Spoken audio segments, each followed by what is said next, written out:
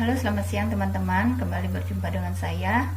Nama saya Ilu Tunjung. Saya akan menjelaskan tentang metode penelitian bersama teman saya Cindy Jihan Pratiwi. Nah, yang pertama saya akan menjelaskan pengertian populasi dan sampel.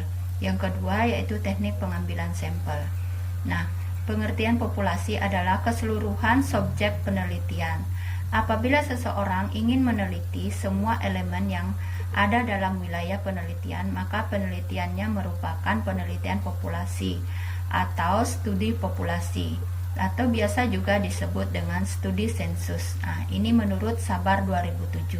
Sedangkan menurut Sugiono, pengertian populasi adalah wilayah generasi yang terdiri atas objek, subjek yang mempunyai kualitas dan karakteristik tertentu yang ditetapkan oleh peneliti untuk dipelajari dan kemudian ditarik kesimpulan.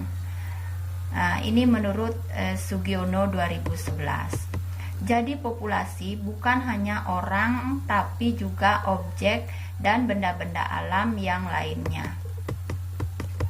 Nah, demikianlah pengertian populasi dan menurut Sabar dan menurut Sugiono. Selanjutnya saya akan menjelaskan beberapa keuntungan penelitian sampel. Penelitian sampel memiliki beberapa keuntungan, diantaranya satu, karena menghemat dari segi waktu, tenaga, dan biaya, karena subjek penelitian sampel relatif lebih sedikit dibandingkan dengan studi populasi. Yang kedua yaitu dibandingkan dengan penelitian populasi, penelitian sampel lebih baik karena apabila penelitian populasi terlalu besar, maka dikhawatirkan ada yang terlewati dan lebih merepotkan. Dan yang ketiga yaitu pada penelitian populasi akan terjadi kesalahan dan pencatatan dan analisisnya. Nah, itulah keuntungan dari penelitian sampel. Nah, sekarang saya akan menjelaskan apa itu penelitian sampel.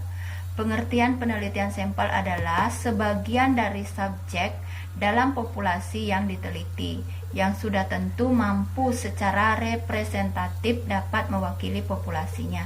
Nah, ini pengertian menurut Sabar 2007. Sedangkan menurut Sugiono, sampel adalah bagian atau jumlah dan karakteristik yang dimiliki oleh populasi tersebut. Bila populasinya besar dan peneliti tidak mungkin mempelajari semua yang ada pada populasinya, misalnya karena keterbatasan dana, tenaga, dan waktu, maka peneliti akan mengambil sampel dari populasi tersebut. Nah, itu menurut Sugiono 2011. Nah, selanjutnya saya akan menjelaskan ada 4 parameter yang bisa dianggap penentu representativeness sampel, yaitu sampel yang benar-benar mencerminkan populasinya. Misalnya yang pertama yaitu variabilitas populasi. Variabilitas populasi merupakan hal yang sudah given. Artinya peneliti harus menerima sebagaimana adanya dan tidak dapat mengatur atau memanipulasinya. Yang kedua yaitu besarnya sampel. Makin besar sampel yang diambil akan makin besar atau tinggi taraf representativeness sampel tersebut. Jika populasinya homogen secara sempurna, besarnya sampel tidak mempengaruhi taraf representativeness sampel. Yang ketiga yaitu teknik penentuan sampel. Nah, teknik penentuan sampel yaitu makin tinggi tingkat rambang dalam penentuan sampel, akan makin tinggi pula tingkat representativeness sampel tersebut. Dan yang keempat yaitu kecermatan memasukkan ciri-ciri populasi dalam sampel. Makin lengkap ciri-ciri populasinya yang dimasukkan ke dalam sampel, akan makin tinggi tingkat representativeness sampel tersebut. Nah, itulah ada 4 parameter yang bisa dianggap penentu representativeness sampel. Nah, selanjutnya teman saya, rekan saya Cindy Jihan Pratiwi akan menjelaskan secara singkat yaitu teknik pengambilan sampel. Silakan Cindy. Saya Cindy Jihan Pratiwi. Di sini saya akan melanjutkan materi yang dibawakan teman saya yaitu teknik pengambilan sampel. Di sini saya akan menjelaskan apa sih itu populasi.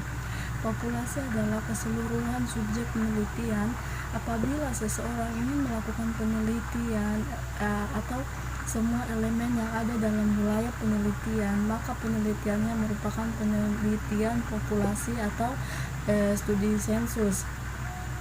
Menurut Sugiono, pengertian populasi adalah wilayah generalisasi yang terdiri atas objek yang mempunyai kualitas dan karakteristik tertentu yang ditetapkan untuk dipelajari kemudian ditarik kesimpulannya.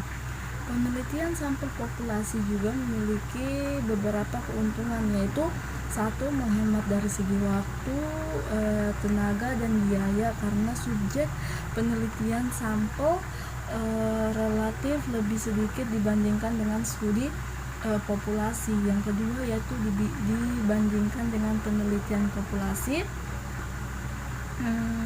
penelitian sampel lebih baik karena penelitian populasi terlalu besar maka dikhawatirkan ada terlewatkan dan lebih merepotkan. Di sini ada 4 parameter yang bisa dianggap menentukan representativeness sampel, yaitu sampel yang benar-benar mencerminkan populasi, yaitu 1. Variabilitas populasi, 2. Besar sampel, 3. Teknik penetapan sampel, 4. Kecermatan memasukkan ciri-ciri populasi dan sampel. Baiklah, itu saja materi yang bisa saya bawakan tentang populasi. Sekian dari tugas kami. Assalamualaikum warahmatullahi wabarakatuh.